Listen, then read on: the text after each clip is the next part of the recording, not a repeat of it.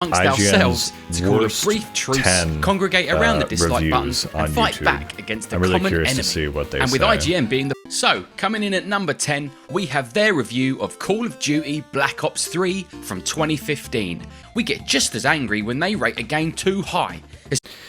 So the issue is with Call of Duty, it's like it's the same game over and over and over again. I feel a lot of Black Ops, or I feel a lot of Call of Duty in general after Black Ops 2 because all the guns just felt the same. They had no differentiation. That's what it felt like, at least. Anyway, we'll keep watching. Or spending your hard-earned money on it. It's a big piece of garbage. Big piece of garbage. Indeed, I thought this was going to be like Sonic 06. that make reviewers rethink their lives. Yet he still ends up somehow giving the game a 4.5. He claims the jump button is unresponsive. I mean, that's still bad. I actually think that's one rating, like, okay, so if we were to go back, Call of Duty Black Ops 3 or whatever, I haven't actually played it, so I can't really rate it, but it has to be around a 6 or a 7. It's probably fine. This game is bad. This game, Sonic Unleashed, I know a lot of people say, oh, that's like the one good modern Sonic. No, it's Sonic Adventure 2. I love Sonic, but this Sonic Unleashed is bad. It's like a 3 or a 4. That's to jump actually over the boost ramp to his death. Sonic Unleashed wasn't that bad, and gamers were just annoyed at another IGN people reviewer like to say it wasn't that bad. A game I mean, they've gotten worse. Don't get me wrong, but that drags on far too long. A 9 out of 10. The dreaded, bloated third act. This is the problem. Around this time when PS4 and the what generation, the 8th or 9th gen was coming out, everything just got 9s and 10s because there was nothing good. There was literally nothing good. This is all we had. So I haven't played Uncharted 4, so I can't comment on it, but the games are probably like 7s, maybe 8s at most. Giving the game an 8, with the only negatives being that it's not like Persona, is mental. And fans of the Shin Megami Tensei series, 2 minutes and 15 seconds is all the time he gives to reviewing Doom's main campaign before moving on to the multiplayer, which he also hates. Fixed power-up play. The campaign is the main point of Doom. It's the multiplayer is fine, but and he's saying that it's comparing itself to a 25-year-old game, which wasn't even that good. Doom's the best first-person shoot. Okay, all right. And shortcuts give experienced players who know the map an advantage. I'm not even mad. I'm just confused. Like, what? No. Really? Do you mean to tell me that if players learn the maps and best weapon locations, they have an advantage? A 7.1 out of 10. It still meets the high bar that... Okay. Call of Duty fans expect. That one was bad, but Doom 2016 is really good. In fact, I like it more than Eternal and the other ones. At least an 8. At least. That's weird that they would focus on the multiplayer and... And Pokemon Sword and Shield, both on 45,000 dislikes. And believe it or not, Sapphire Ruby is probably the most infamous review on this list because it gave birth to the most popular IGN meme, Too Much Water. It's not a new complaint, but the Hoenn region is still imbalanced type-wise, heavily favoring water Pokemon. I mean, to be fair, water levels are hard, and I've only played Red, but this is kind of insane. Simply put, Sword and Shield are the best Pokemon games I have ever played. And I've played them all. Big words from IGN there. It seems that some people like this game and some people think it's an absolute underwhelming letdown. The people who say the most recent installment of anything is the best version of it are just... They're never right. They're never, ever, ever, ever right. I highly doubt she's played them all. I highly, highly doubt. Like, you played them all? Ultimately feels bloated, like a movie that goes on for an hour longer than it needs to or should have. There's definitely a good game in here somewhere. You can feel it in the crunchy combat and when running from an enormous freaker horde. Some fine-tuning and editing could have removed the tedium and highlighted what... I mean, I kind of agree. Like, it's a really good game. It's probably one of the best zombie games I've ever played.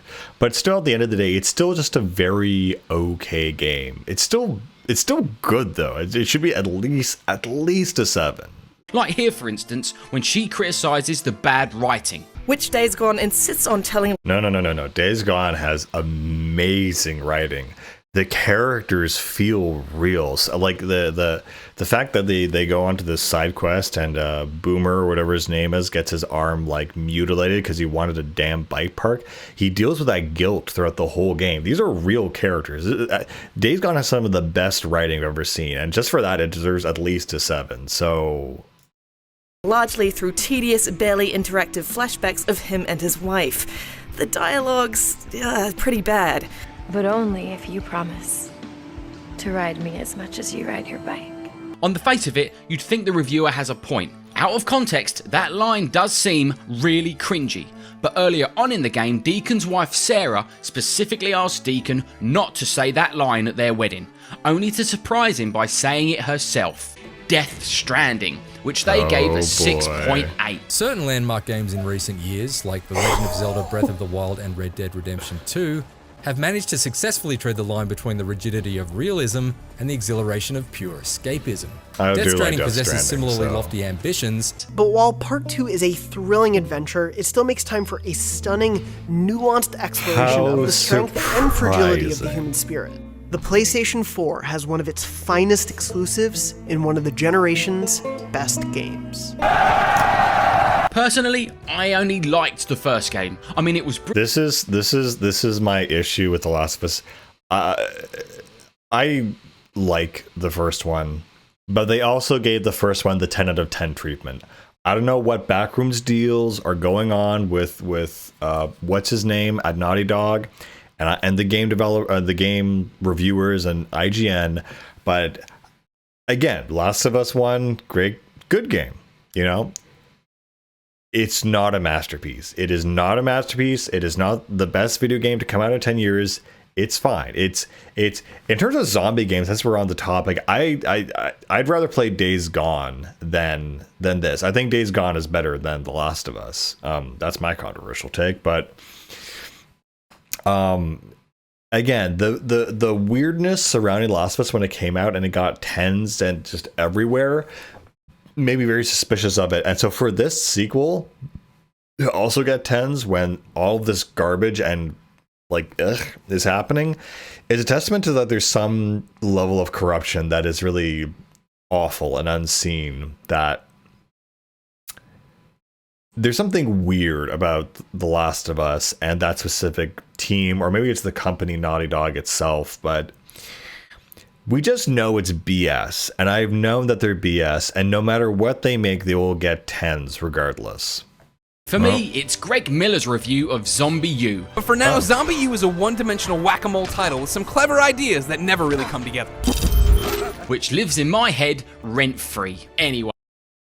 Well, if we're talking about my least favorite IGN review, it's probably Halo 3. Because again, they note in the review that, you know, in the campaign, these last 2 levels suck. And they do. You know, there's this problem with this. It's a little bit unbalanced in terms of the guns and the multiplayer. And they gave it a 10. They said there were problems with it. They said there were, and I understand the hype. I remember I was there. The hype was insane. But if in your own review there are issues, a 9, please, at least. Maybe an 8, but to say something is like, oh, this actually really sucks about the game, but still give it a 10 is when in my mind, at least, IGN totally died for me. Is when I stopped trusting it entirely, because I'm like, you literally criticize it. Because you have to understand, back in the day, IGN was legit. Like, you would go there for game walkthroughs, reviews, trailers, Resident Evil 4. I remember I was really hyped about that, and I was on IGN following that, I think, or the Wii port and 2005 to 7. Lots and lots of stuff, but I just never, Halo 3 was never a 10 for me, and that's when the rose-colored glasses literally came off, because I was like, that there's no way, there's absolutely no way. And I was like, I guess they must have paid them, or there must have been some corruption. And as we all know, now there was a lot of backroom deals, and it hasn't changed. And if anything, now it's kind of like E3, where I'd used to be excited for E3 before 2010, before 2007, and now I just watch it for the cringe and entertainment value. But on the most part, a lot of these are surprising, unsurprising. It's either you overvalue something or you undervalue something. I thought they were going to talk about Sonic 06 when I saw the Sonic preview and the thing, but Sonic Unleashed, which is pretty shocking. But yeah, Last of Us 2, there's something very suspicious about that game.